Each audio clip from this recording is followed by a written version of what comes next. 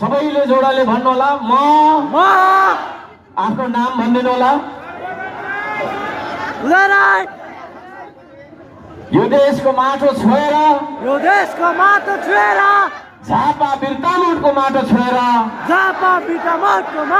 यो देशलाई वचन दिन्छु, माटोलाई वचन दिन्छु। श्रम संस्कृति महाअभियानको विधानलाई पालना गर्दै श्रमदानको महाअभियानमा लाग्नेछु। अरूलाई समेत प्रेरित गर्नेछु। यो देशको स्वाधीनता, भौगोलिक अखण्डता, सांस्कृतिक विविधता सहितको राष्ट्रिय एकता र सार्वभौम सत्ता बचाइराख्न